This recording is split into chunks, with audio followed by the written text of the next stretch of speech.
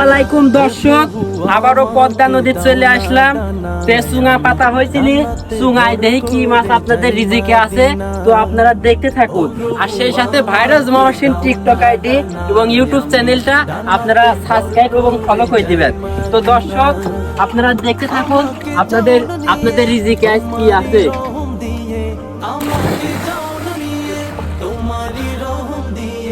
মন যে কিছুই বোঝে না, আমারই মনেতে আছে যে মাদিনা, তাই তো হৃদয় আমার আর দেরি সহে না।